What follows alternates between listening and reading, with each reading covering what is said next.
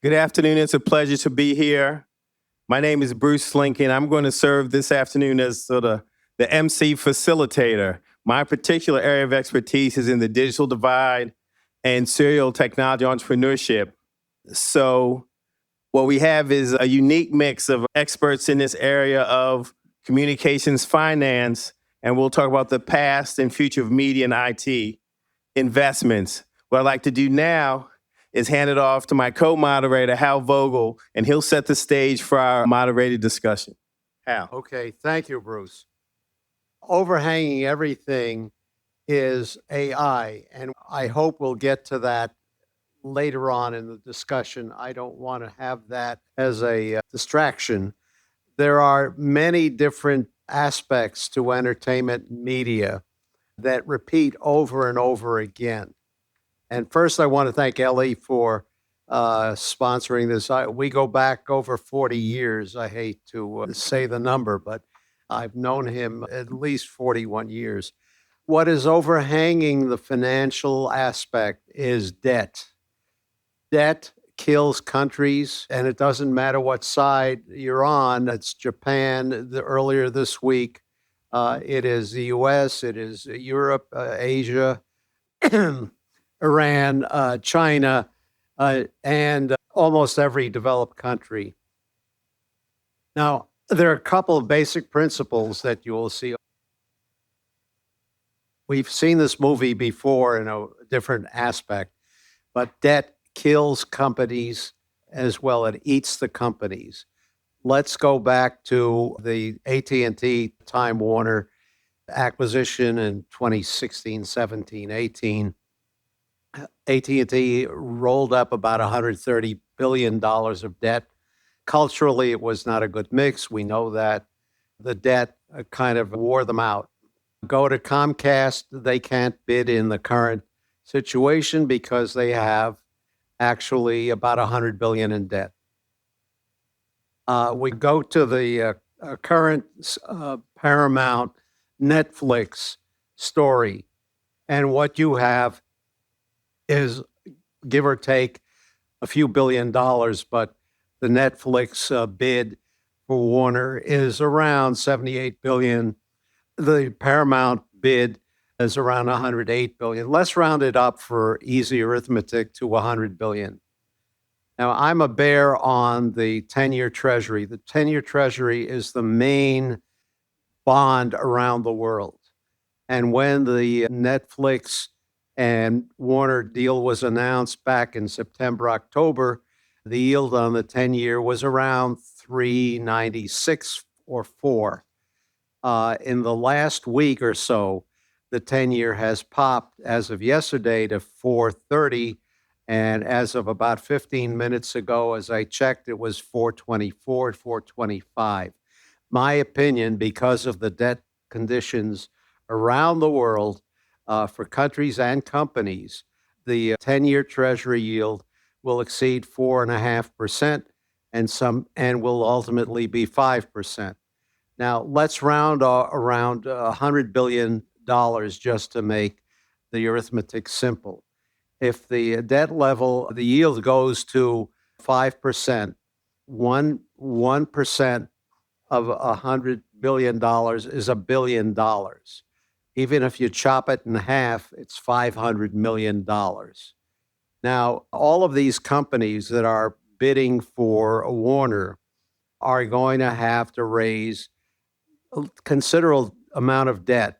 And if I'm correct on my projection, they're going to need about an extra $500 million to $1 billion to succeed and come out ahead. I don't think that you're going to see the movie business or the streaming business generate that kind of income. So look at that as principle number one. The debt will eat you up alive. Secondly, there are power laws, and power laws will suggest that out of the Warner Brothers library, which is vast and very impressive, there's only a tiny fraction, maybe 2 or 3%, that has any real lasting value. I've seen transactions with many companies having libraries. And the presumption on Wall Street is, gosh, the libraries are invaluable. They're going to go up in price and you can't replace them. It's a lot of BS. Basically, what happened is that films and TV shows, but films especially, that were earning hundreds of millions of dollars for the library and for the production and distribution company back in the 80s. Hundreds of millions of dollars, big box office successes. You will recognize all the titles if I told it to you. You know what you can buy them for? Maybe $100,000 today, maybe $50,000. And the streaming and new technologies make the decay much faster than they used to be. That is one of the things that you have to look at as these companies bid for Warner Brothers. The basic content is, in my opinion, deteriorating. The story is basically less important than the stunt. What you've seen and I'm not picking on him specifically, but it's an example, Tom Cruise. Do you go to the movie Mission Impossible for the storyline, or do you go for the stunt? And I'm saying that the stunt is becoming more important than anything else. So you've got a lot of things going on that are affecting the financial future. We will, I think, talk about many different things. Ultimately, AI comes into this discussion. But some of the questions I'd like the panelists to answer is there too much or too little regulation of streaming? Are streaming markets saturated? That goes for foreign and domestic. And is there a room for any price increases, especially if we get into economic difficulties? In a recession, I would be skeptical that most households would want to pay higher prices. So those are the kinds of questions I would be interested in hearing answers from the panel. And I throw it over to, I think Tom is the bond expert much more than I am. And so I'd be interested to hear his response to my bearishness about the bond market. I've disappointed Hal many times. This will not be an exception. I'm going to defer to Doug Conn. While I was a fixed income telecom media technology analyst for almost 35 years, I retired 3 years ago, and I have certainly forgotten more than I ever learned. That won't work at all. Then I would know nothing. I guess I still have opinions. But anyway, I think Doug is more capable of addressing this rather politically driven merger. Let me just call it that.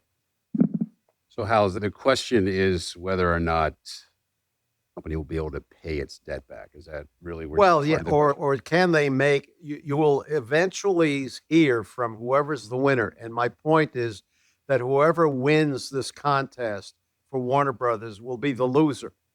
And the question is, will the winner be able to cut? You will see a press release when the deal is finished that always follows the same script. We are going to save the company by $2 billion of synergies, what they call synergies. And that's going to save the company $2 billion. And it never happens. And what happens instead is they get rid of their high-priced, most expensive people. And ultimately, as you're a producer of content, you're going to go and think about it and say, well, I worked on this pet project of mine for 3 or 4 or 5 years. And which distributor do I want to go to? And the answer is, I ain't going to Warner Brothers for at least 3 years because I don't know who the executive is, which executive chair they're sitting on. Do they have the rights, the power to make the decision on my thing? I'm going to go to Comcast. I'm going to go Universal. I'm going to go to Fox. I'm going to go to Sony. I'm going to do something else. But you will never, in the first 3 years, realize the potential that you think you have in the library. Well, Hal, what I would say, just to go back to your earlier point about whether or not the company will be over-levered, be able to repay their debt, I think there's a lot of very savvy and smart investors out there who are going to be presented with their debt package and who have to make that decision. Fortunately or unfortunately, many of those investors are the ones controlling our 401ks and our retirement accounts, That's et true. cetera. So we hope that they are making intelligent decisions so that when the day comes and we look to those annuities, that we'll get our money back. So I think you have that as one barrier. If the debt package is so onerous that the company is not going to survive, that the sophisticated investor, not just here in the United States, but across the world, will say no to it. Second thing is what you see is not what you always get when you have these announcements on these deals. And so a lot of the transactions will say they are going to lever it this much, or they are going to have this much new equity put in, or they're going to use this newfangled investment strategy to get the deal done. And then they're going to change that over time. And not necessarily over 5 or 6 years. They may change it within the first 3 weeks or 3 months of the transaction. Last thing at their disposal, which I think is already being talked about on this transaction, is what are they buying? In the case of Netflix, they're not buying the entire company. They're buying a part of the company. And so therefore, they're looking to getting the cash flows there, to getting the synergies there. They're going to allow the network side of the company to go in a different direction to somebody else. And so the cash flow that you're hearing about in the media in terms of what's actually going to be there will likely be higher in terms of what they're purchasing. And the last thing is they could always sell some assets, which is 9 times out of 10 how these companies get themselves out of trouble when a transaction is announced, not going as well in the first couple of years, because they'll turn around and they'll sell a certain asset to get out. To your question about whether or not you're going to want to come back to Warner Brothers and Netflix if you're a producer or if you're someone who makes movies or television shows, I can't answer that question. But I think the Netflix guys are pretty much in the lead right now in terms of being able to attract top talent. I don't necessarily know if they're going to subjugate themselves to the Warner Brothers management and continue with that strategy or not. That's to be seen. Fair enough. If I could offer just a couple thoughts. Number one, that's a big problem, but the AT&T deals you mentioned for DirecTV and Time Warner Entertainment, they were dumb deals. They were just dumb deals, right? There was no synergy. It was AT&T trying to be something other than a dumb pipe. You can't escape being a dumb deal. And I would say maybe the most remarkable thing about it, no one got fired. In fact, the current CEO was the person in charge of implementing those deals. So I'm not discounting your point on debt. I'm just saying it's like the AOL Time Warner deal, which was probably the worst deal in history. Some deals are just dumb on their face. If I could add 2 other points. First of all, I think Netflix wins no matter what, and I disagree with you perhaps on that. And I think from my perspective, and we're talking to a lot of Wall Street folks, Netflix either wins by forcing Larry Ellison to put so much money in that they will not be a very effective competitor because they won't have any money to compete with Netflix, or they win because they spend 2 years tying up HBO, which is their major competitor, during an antitrust review in a court case. Or they win by getting it, in which case they are absolutely one of 3 streaming platforms that a majority of the public around the world will buy. And that's what they're really looking for, to be one of those things. So I think they win no matter what, but you may be right in terms of the financial stuff, which is not my strong suit. Finally, let me note that I think you're raising a point about affordability, which I think is something which a lot of people on Wall Street are missing. The services that I cover, and I think everyone in this panel covers, which is communications and media, these are designed to be mass market products. These are designed to have a total addressable market of basically 100% of the population. In a K economy, that's a big problem. Well, I have no problem with wealthy people making more money. But what's going to happen is as middle income and lower income people are more stressed on the ISP side, they're going to go from higher price services to lower price services. They'll become bandwidth or broadband insecure. They will stop paying for a month, and all kinds of bad things will happen that the upper end of the economy will go, oh, wait a minute, we're having GDP growth and all things like that. So I think for this sector in particular, which is dependent on a very mass market, it's a much bigger problem than people think. And furthermore, we have no population growth in this country. And in fact, we have negative population growth, and our immigration policy is going to make it worse for that sector.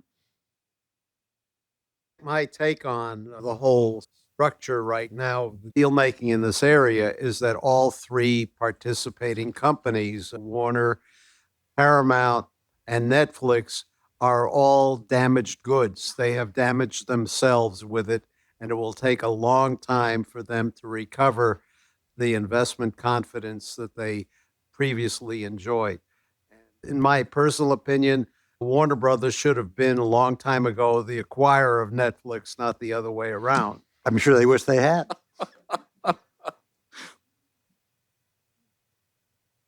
Tom had a very good slide. Do you want to introduce your slide about the circular firing squad that is developing in AI? Or because I think that's another tremendous vulnerability that and we've seen this before in the early 2000s, they make deals with their suppliers and so on. And it sounds good. It works for a while. And then ultimately one of the participants gets into financial difficulty, and the whole house of cards, as they say in the Netflix series, comes crashing down. What do you think?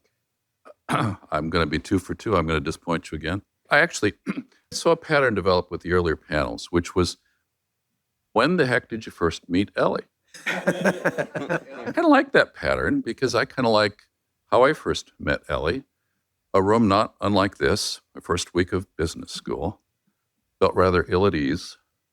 Never spreading windows. True. I was this 32-year-old lawyer who was very much out of place with 24-year-olds going to business school.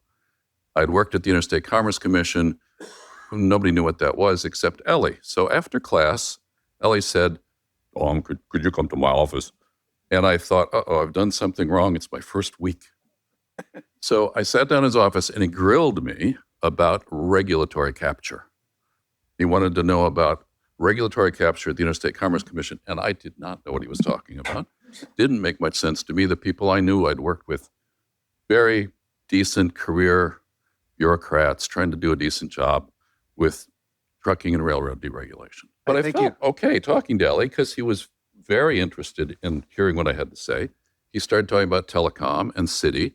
Roberta Tasley, who was there, I think, from the beginning, pretty much adopted me right into the CITI family. I had a home. This was 1984. 4 years later, I get a call from Ellie and he says, I'm a commissioner on the New York Public Service Commission. Could you come and work for me? I need somebody who understands rates and tariffs. And I went, rates and no, but I need a job. Okay. So Ellie did his full duties as a commissioner, and he did his full academic writing, speaking routine as well.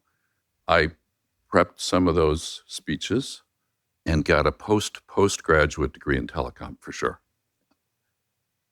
So earlier, there was a mention of profound changes because of Ellie. So I had some of those too. One was he took me to Airlie House to TPRC. I didn't belong there. I had no idea what was going on, except it was really bright people arguing vociferously with each other and drinking a lot. So I went to TPRC every year for 30 years. Had a huge influence on my understanding of the industry. Ellie also happened to mention to the chairman of the PSC that I might be a candidate for Lehman Brothers, who was looking for somebody to do telecom fixed income research. So that's how I spent 30 plus years on Wall Street. So thank you, Ellie. But TPRC was really, still is, I think, remarkable because of its robust discussions, its cast of characters with diverse voices, perspectives, experiences, industry, academics, street people, and then a few kind of oddballs like myself observing it all. And that's what I observed in the office at the PSC. Ivan Seidenberg, then the head of regulatory in Washington for then 9X, would stop by the office just to chat with Ellie. And they would have those robust discussions. Never heated, but intense. And that's what I saw at CITI and TPRC. All those voices, at times, talking over each other, but learning new perspectives. Tom, can you comment on your chart, which is now up and visible, about which is the weakest link in the firing squad? I am so impressed with myself 3 times. This was actually Jim's idea. Oh, okay. And I thought maybe Blair also had some perspectives on this. We had a preparatory call earlier in the week, and there was this discussion going on and on. I kept saying, but I thought we were going to talk about the past a little bit, and a little bit about Ellie. And no, it's circular finance. And this was referenced. And so I tracked it down on Bloomberg News. And over to Jim. Jim has other slides as well, so I think This slide is not mine, but thank you, Tom, for finding it. I just mentioned it when we were talking about the panel about this. AI is the elephant in the room, basically, which we haven't really yet discussed on this panel. But what I talked about was something I saw in the New York Times. So this is not the New York Times, this is Bloomberg. But the whole issue of creating a bubble with the financing that's going on in the industry, where NVIDIA is selling chips to somebody and they're loaning them the money for the chips that they're buying. And that sort of incestual relationship among the players in the industry, I think, is what you're talking about in terms of when one of those links fail, there's going to be some, the bubble will burst. it will burst. And the question, my late friend Larry Darby always said, bubbles are always interesting as long as you could get off at the top. And so that's my issue with You had some guys concerned slides about that? aside from this. I can do know the them. slides too, but Yeah. the slides are different. And I will stand up to see if we run those. While you're getting the slides up and running, I'll just quickly comment on that. I think one of the things, and I have a slide later on that I can show as well, but one of the things to consider are who really are the major borrowers right now, the companies raising capital for this next generation, for the digital generation, for AI. People refer to them as hyperscalers. They're the large conglomerates, the large corporations out there. There are some startups like OpenAI. The numbers are absolutely tremendous of what they want to raise. What is interesting from a Wall Street perspective, they are using their existing businesses to fund these acquisitions, these new technologies, these new networks. Insofar as you believe their existing businesses will continue on, they will continue to be able to raise the capital to build out AI. So far as you think AI cannibalizes and eats away at their existing businesses, then we have a bubble. Fair enough.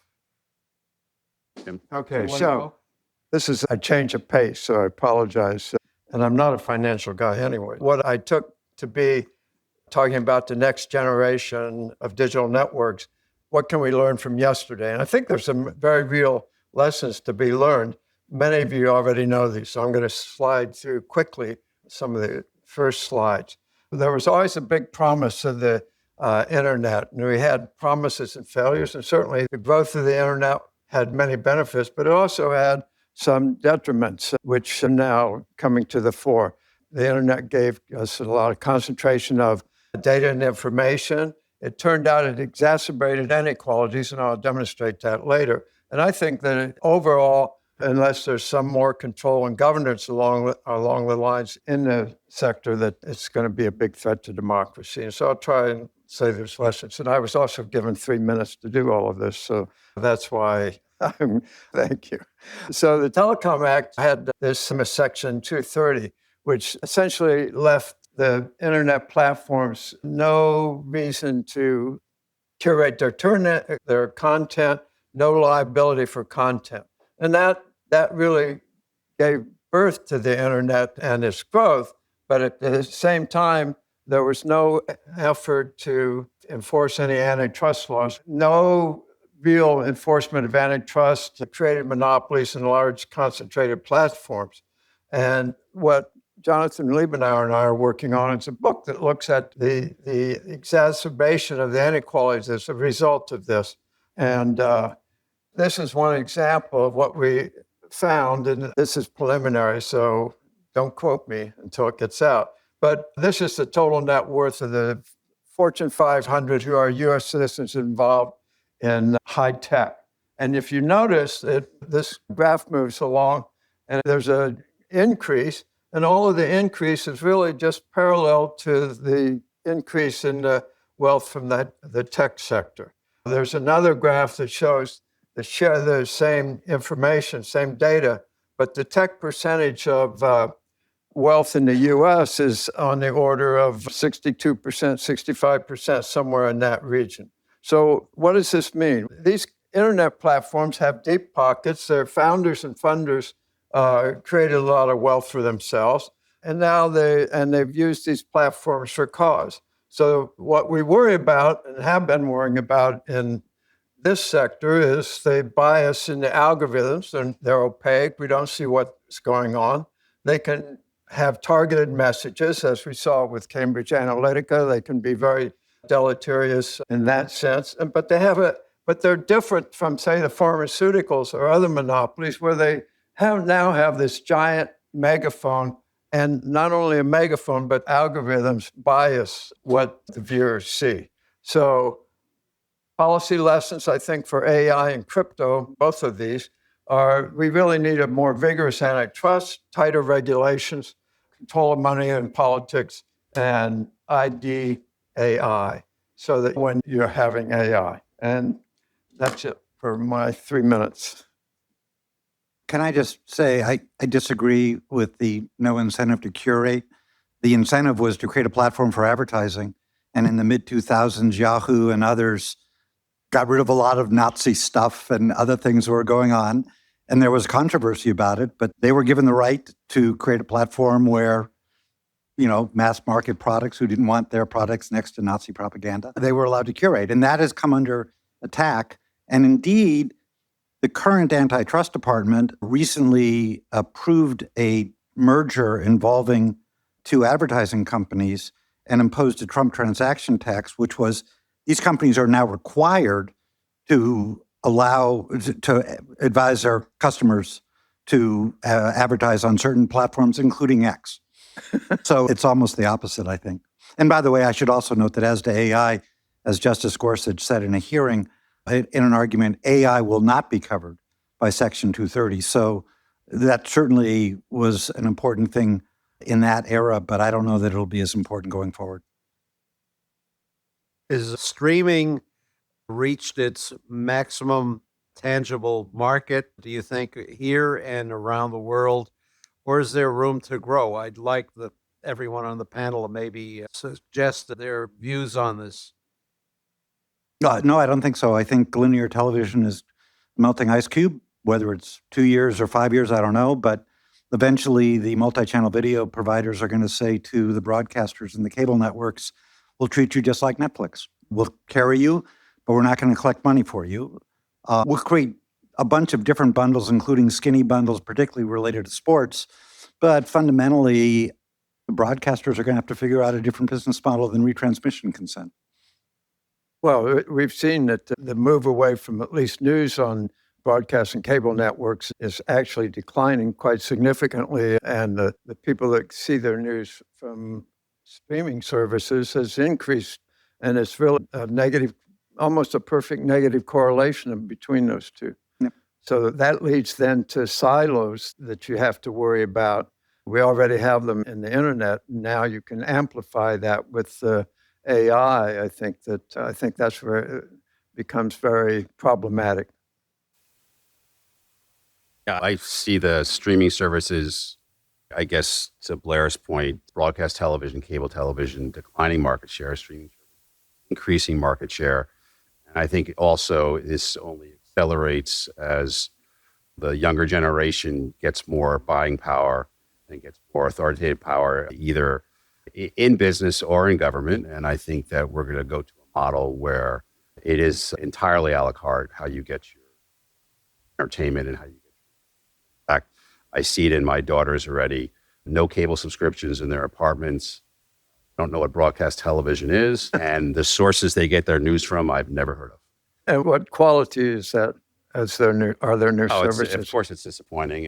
And Dad and me has to lecture them always about getting multiple sources and getting both sides of the picture, but it's very different than anything I've experienced. Do you want to comment or? Sure. I don't believe this, but my children do, which is there isn't anything other than streaming. My son was in my home a week ago, and setting up an Apple TV for me, and we had a lot of trouble talking about even what the technology was. And he said, it's all about the remote, Dad. This is a simpler remote. That's a harder remote, because I was the television remote. And I said, yeah, but Taylor, I might want to watch TV. And he said, why?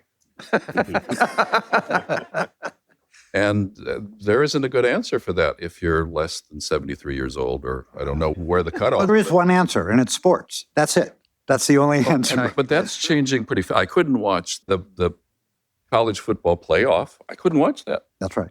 Have they peaked on their pricing strategies? Do you think the pricing has maxed out for How much do you these pay for companies? coffee? Oh, so Paid 10 years yeah, ago. we know that. We know that. But I'm saying in excess of what they started in 2018, $7 for Disney Plus, and now we're up to multiples of that. Have they peaked in their pricing power, you think? I don't think so, but there are a lot of different variables on that. I will say one of the consequences of what's going on now in the sector, you have the broadcast industry thinking they're going to consolidate. You have the Nexstar Techni deal. You'll have Sinclair with a follow-up deal. The FCC wants to approve them. Not clear what Trump wants to do, and he's the only one who matters in a way. They say that they're doing this to compete with tech and to fund local news. Everyone I know on Wall Street laughs at that. But they're all for the deals, don't get me wrong. But there's one reason to do this, greater leverage against the cable guys and also greater leverage against the advertisers. But we don't want to talk about that in Washington because we're into affordability. Okay, so they're going to ask for more, but they're going to be going against Charter and Cox, which will also be approved and will have more leverage. And also you're going to have a merger of the big cable networks, and they're going to ask for more. But the more that all these people ask for, the greater the pressure to just cut the cord. So they're basically trying to be the last person standing in what is fundamentally the Titanic. What do you think is the outlook for future mergers and acquisitions in the production distribution business? There are a couple of players like Sony with Columbia Pictures and Amazon with MGM that are still out there. I don't think Apple, that's my personal opinion, will buy a studio, but the other guys might. What do you think? Anybody want to comment? Or Your turn, Doug. what is the outlook for future M&A, I guess?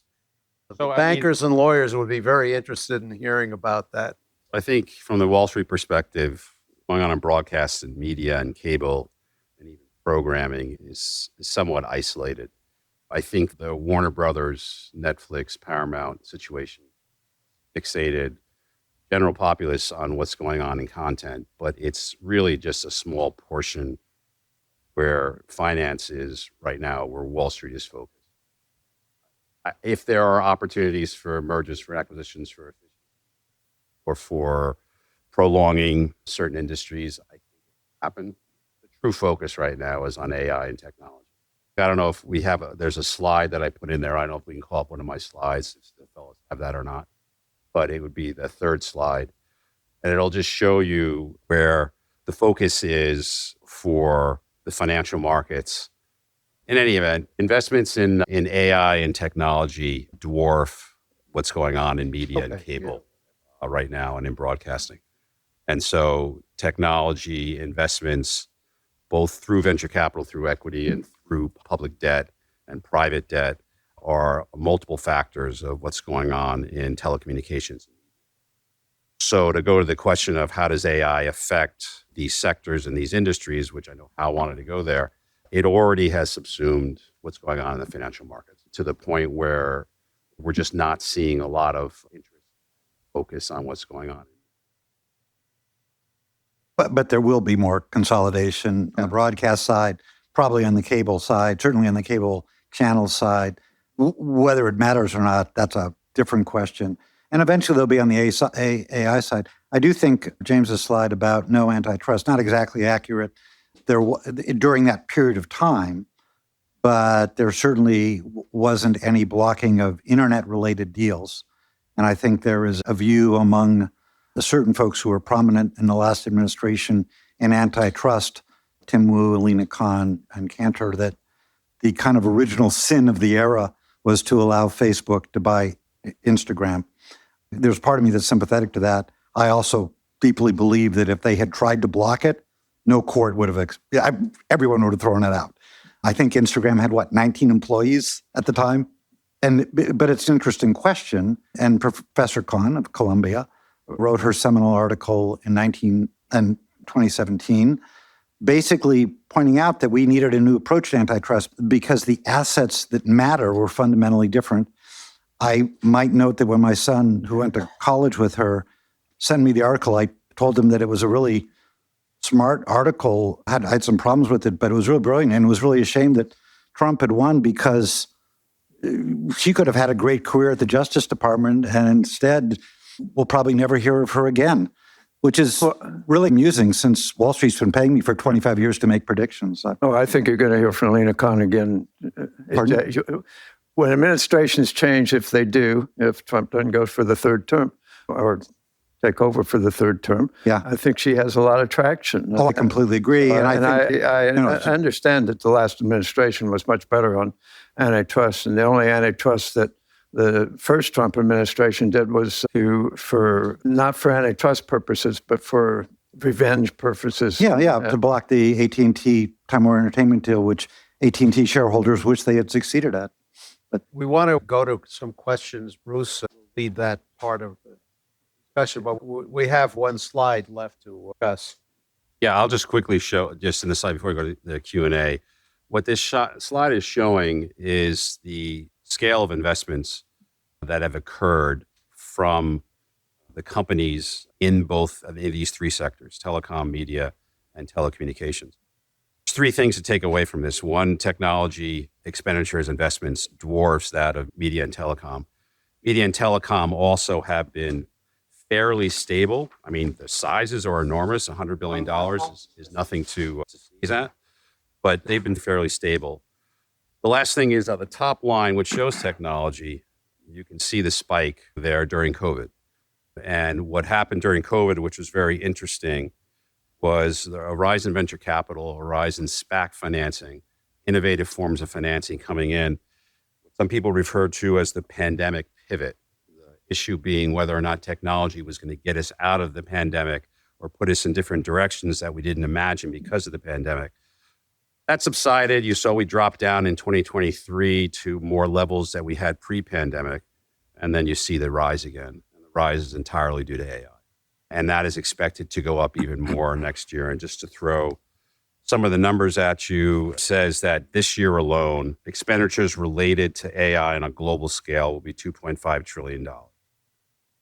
Hyperscalers in the United States, Wall Street estimates, are expecting from 2025 to 2027 about $1 trillion of capital raised for AI. These are numbers, if you look at this chart, which are completely foreign to what we've seen heretofore from telecom and media. So the focus really, when we talk about how some of this other stuff is less of a focus and technology and AI becomes more of a focus, I think this is a chart that helps to show that. I'd add one thing, which is the early stage of the pandemic, because it's even more exaggerated actually with this background, which is in the early days of the pandemic, the investment grade telecom and media companies all drew heavily on bank lines and were in the market because they didn't know how much cash they're going to need in March, April, May, June of 2020. So that was kind of an exaggerated period for them to be accessing the markets. And it again is dwarfed by what Doug's showing us there. Yeah, and the last thing I would say, and I think LA is going to find this very interesting, is the back to the future approach right now of financing these big projects. That's industrial policy. So in the last 2 years, 3 years, between the Biden administration and what Trump is doing right now, for instance, investing $9 billion in Intel, it's essentially the government now has become a source of funding for these sectors where we haven't seen this for generations. While people think this is a one-off situation, it actually is saving companies and is pushing some companies and industries in directions that they may not be going if they hadn't had the government resources and funding in the United States. And don't think it's just limited to the US government. OpenAI supposedly is about to raise $50 billion from the sovereign wealth funds over in South Korea. So it's other governments getting involved now in the investments here, which was a source of capital that wasn't there 3 or 4 years ago. Very interesting development. Bruce is going to take over for the questions. Pro? Yeah, I'm not surprised by the curves because I've done something similar, but on the CapEx side. When you look at CapEx on those three sectors, and they have exactly the same thing. You have the COVID jump, and then it picks up again. The fact is that the telecom industry is not investing, or it's been pretty flat over the years, which is something to be said about where the center of gravity of the whole system is. Just on the AI thing, I see that there are 2 points of disagreement in the panel, because on the one hand, we got the firing squad, with OpenAI being at the center of the firing squad, which some people might say that's where the bubble is going to burst because of their debt leverage, the fact that the business plan is going nowhere. They're trying to upgrade the revenues, but Google and Microsoft are reacting to it on the shopping side, the advertising side. And then you said, Doug, that one of the centers of gravity of where the bubble would burst would be on the hyperscalers because that was predicated on the basis of their constant revenues.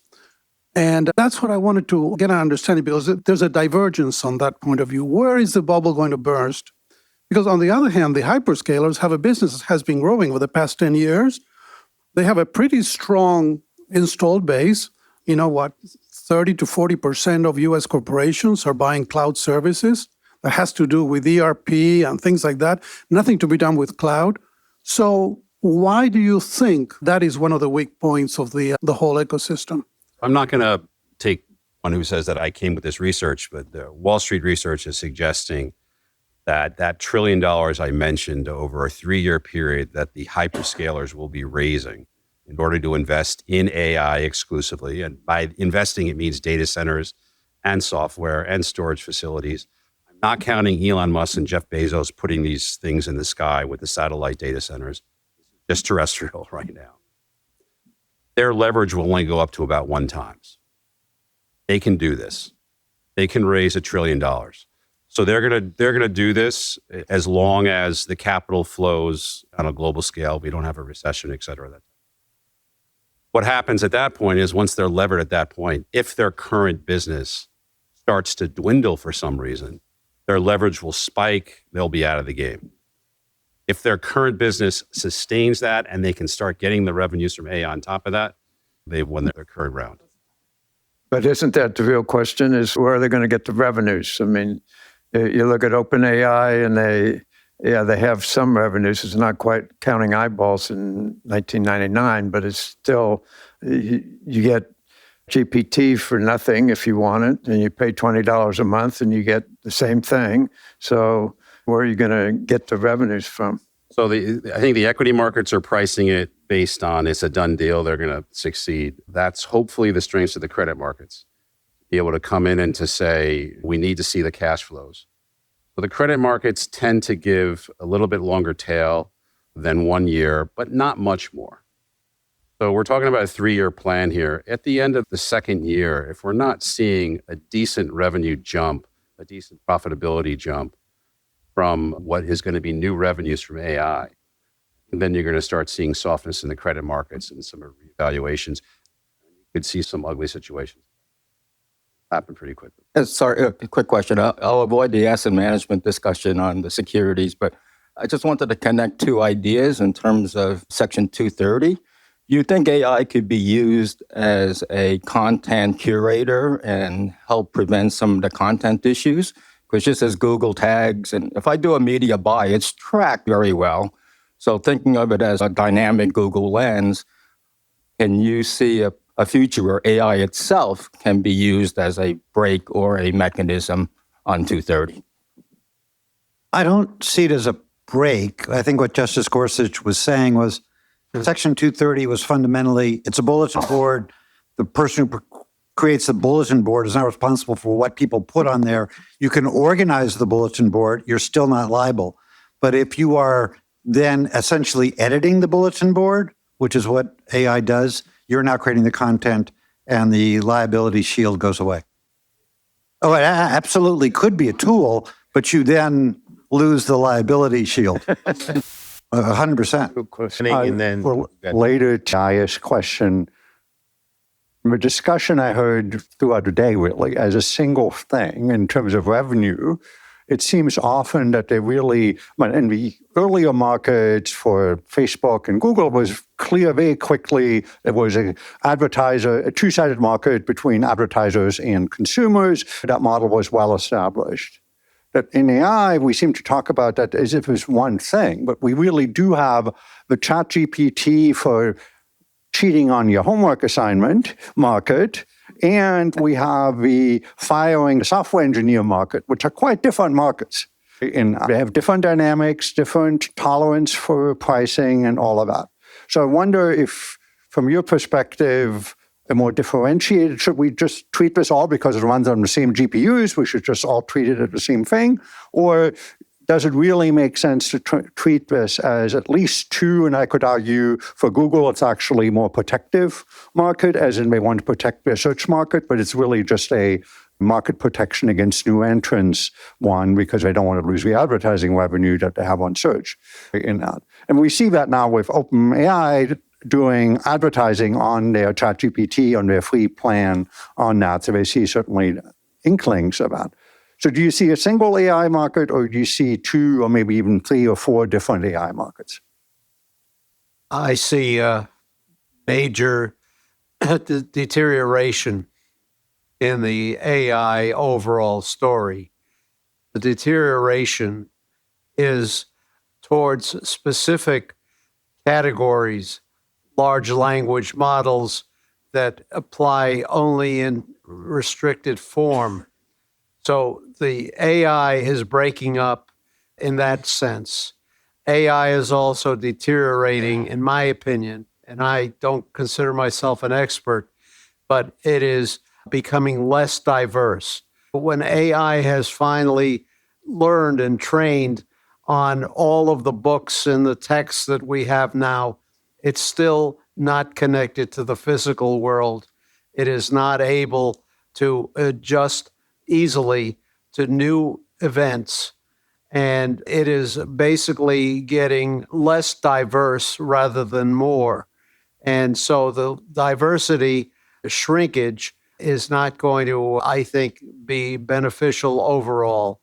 And this gets back to my opinion that the AI, it's good, it's bad, and it's ugly all of it at the same time. Question for Mr. Vogel. Mr. Vogel. Yes, I got you. Mr. Vogel, thoughtful comments. I couldn't agree with you more. One question, though. In the boardroom, wouldn't you say that the value of these deals, despite the debt load and the lack of accretion in value to the shareholders, is more about driving the subscriber base beyond the point before you lose them? Isn't there a desire naturally to buy your competitors' subscriptions and then retain those that you have, including oversaturating the market to the point where there's nowhere else for the consumer to go? I think that's correct. They will try as much as they can to increase subscribers. The problem that they face is, I think, still saturated markets, inability to raise prices beyond roughly where they are right now, except for inflation. And my guess is that they will all be disappointed by what they ultimately get to see.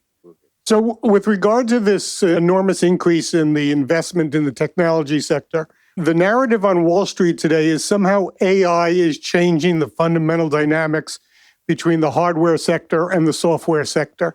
Historically, the hardware sector had been viewed as a highly cyclical business going through boom and then bust due to overcapacity. And the software sector has transformed itself into a pretty reliable subscription service that doesn't have a lot of volatility.